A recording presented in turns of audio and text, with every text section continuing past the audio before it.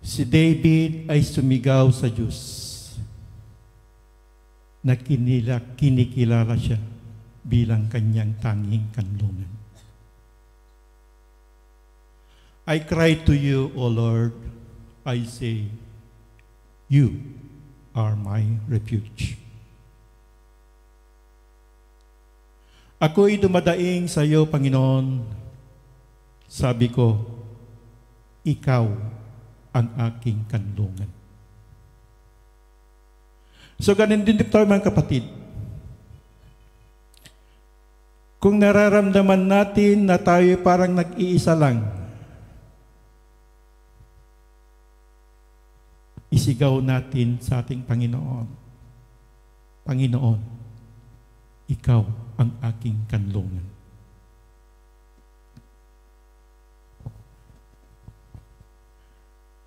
God alone is His reward. In verse 5b, God was David's consolation in his crushing sorrow.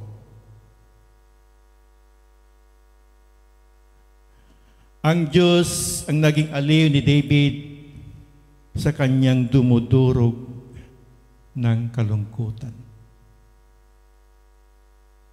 Kung minsan, kung tayo po ay nanghihina, durog na ang ating puso, lalong-lalo na minsan yung mga na-in-despair. Yung mga na-in-despair sa pagmamahal. Parang durog na ang ating puso. Lalo na pag sa mahal natin sa Pilipinas ay may nalaman natin na merong ginagawa na hindi tama. Parang durog ang ating mga puso. Nalulungkot tayo. Ngunit minsan nakakalimutan natin na nandiyan pala ang Panginoon na siyang mag-aaliw sa ating mga kahinaan. So, my portion in the land of the living, dito po sa verse 5b. Sa 3, God alone is His resources. In verse 6a, David relied on God to respond his cry and meet his desperate need.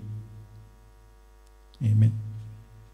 Si David ay umaasa sa Diyos upang tugunin ang kanyang daing at matugunan ang kanyang desperadong pangangailangan. Hindi siya nawalan ng pag-asa sa Panginoon. Kung anuman ang mga paghihirap ni David sa kulungan na yon, nag-iisa lamang ang kanyang resources, ang ating Panginoon. Dapat ganon din tayo mga kapatid. Number 4, God alone is His rescue. Ang Diyos lamang ang kanyang pagligtas. In verse 6b to 7, God was David's rescuer, setting him free from his prison and gathering the righteous around him.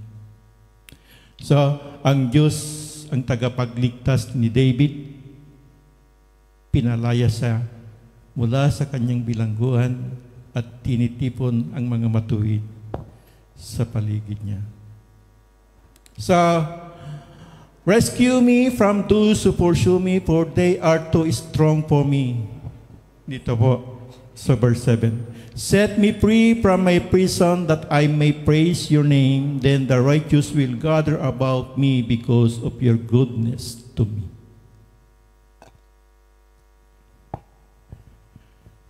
So kung tayo po mga kapatid na tinuro ng Panginoon sa gabing ito,